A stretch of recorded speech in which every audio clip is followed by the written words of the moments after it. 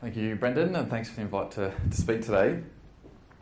We've heard a lot of the inspiring story of the German experience, and that gives us hope that solutions are possible with the right sort of political leadership.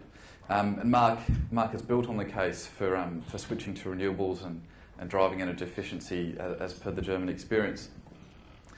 This morning I want to make a case that certainly in some markets, solar PV actually stacks up financially today without subsidy. And I'll make a case for new business models as a catalyst for rapid emission reductions in the residential energy sector. And Bob, I'm hoping you've got some ideas about how to finance all this.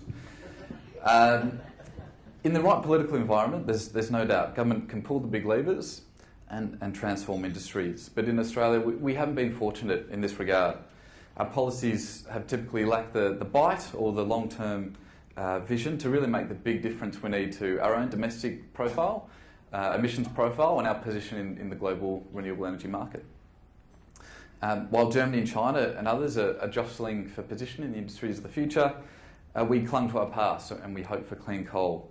And as Brendan pointed out, the flow of global capital with investment in renewables now exceeding investment in new fossil fuel power would suggest we've backed the wrong horse.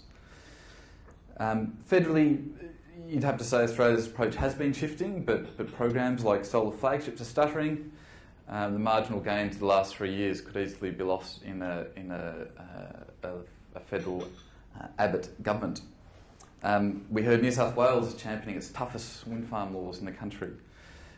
So we don't seem to have the right leadership here, certainly at this stage, and I've certainly got hope that groups like BZE can turn that round.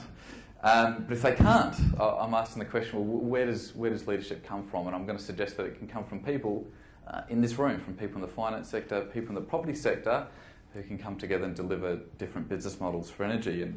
And let me get on to that now.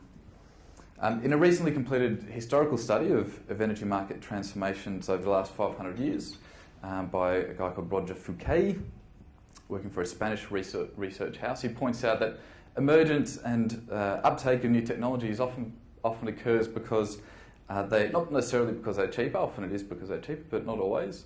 Sometimes it's because they're deployed in a novel way that actually improves the quality of the service without compromising on the price too substantially.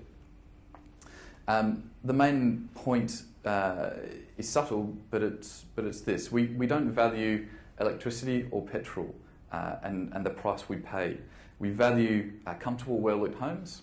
We value mobility in our lives, the ability to get around. And so delivering a comfortable home or transport service is not just a technology question, but it's a business model one also. Let me explain further. What incentive is there currently for an architect or designer or developer, other than their own benevolence, to minimise energy and water bills in a new house 20 years from now?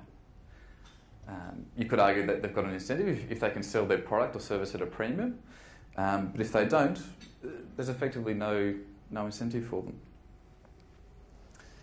Naturally, one way around this perverse outcome is to use building regulations, and I'm sure some of you know those well.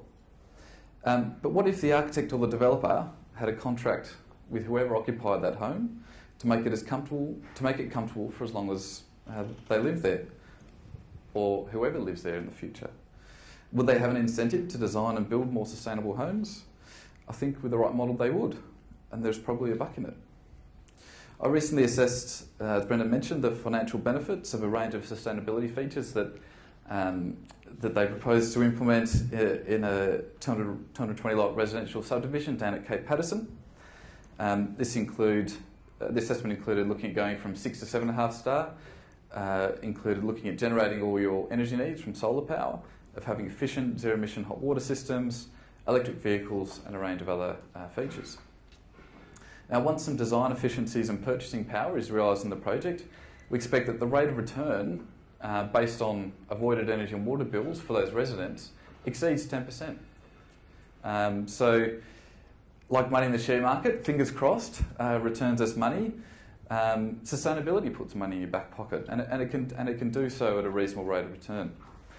Solar power alone actually nudges 15% when you're buying solar in bulk and you're driving efficiencies in that process, the price of residential energy exceeds the price of solar power on your roof.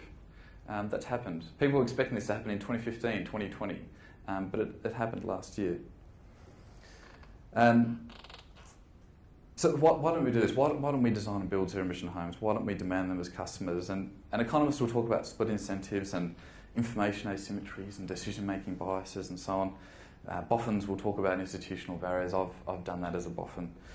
Pragmatists will point out not everyone has a north-facing roof. There's a long list of reasons why it doesn't happen. And that's the nature of critical thinking. But creative thinking, where we can construct solutions rather than deconstruct problems, hints that with the right business model capable of providing energy services in the interests of households rather than providing energy products in the interests of historical investments, would suggest we can make zero-emission homes no more expensive to buy today and cheaper to run than the conventional alternative. And we have the people in the room capable of doing that. And what's more, that should be a compelling mass market product, a zero-emission home for no extra cost than the alternative. Of course, zero-emission homes in the new residential property market, it's only a small piece of the energy mix.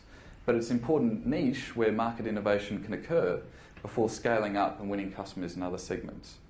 So what does that mean for an investor? Two things. Well, firstly, if you have money in traditional energy companies and they don't have a sound innovation strategy, I think that money might be at risk. And maybe not today, but eventually, in the same way mobile phones have eroded the market for fixed line telecommunications and the internet is challenging traditional media, so solar power, batteries and other innovation will seriously challenge the centralised energy grid. Secondly, if you're looking for new energy companies to invest in, I'm happy to have a chat. Thank you.